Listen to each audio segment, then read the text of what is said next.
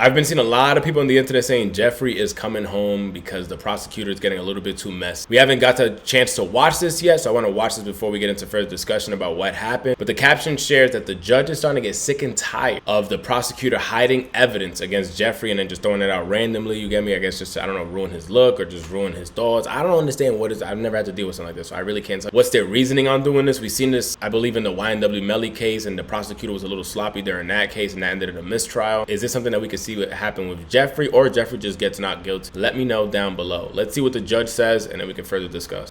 And the state's got to be ready with all this stuff. It's just an issue of fairness as well. Your Honor, and I believe that I'm telling you right now, Ms. Hill, if you haven't disclosed it already, between 1 and 12, and it's not exculpatory, it's gone. Your Honor, we would ask, because we would ask that all of this be reserved for the 16th, because this all came up in September. I am really annoyed about this, Ms. Fulton. I just am. This is ridiculous. Your witness list has grown by 2/3 since then.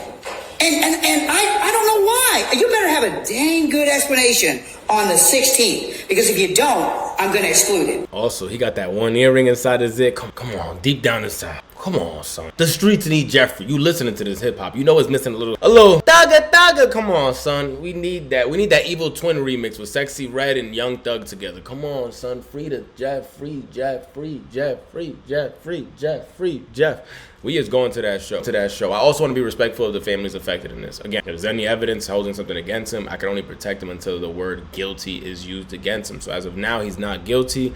We've been supportive of his music for quite a while now. I know this has nothing to do with music. It's getting a little bit bigger than that. But just speaking from the music side, we need some new Jeff. And we want to see Jeff live on tour. Can't call him Young Thug during a time like this. It just makes his character look bad. Jeffrey sound like an innocent man. You think a nigga named Jeffrey can do this? No. You think a nigga named Young Thug can do this? Yes. Jeffrey going forward. But right now I'm telling you, without anything further, it's gone. Excluded. But right now I'm telling you, without anything further, it's gone. Well, we would like to exclude a lot more on that date, because this is ridiculous. If you guys didn't witness that online, like what he said, the witness list grew crazy. We've seen a whole bunch of new people getting added to that list. Even Young Thug's ex-girlfriend getting added to that list. We saw her get added as well, and a whole bunch of other people. So he's like, bro, this is not even fair at this point.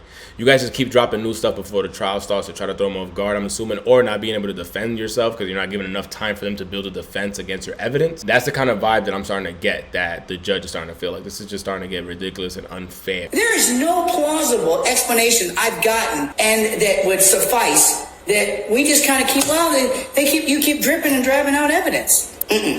Well, we'll be asked to be heard on the 16th, Your Honor. We'll have all the explanations for the court.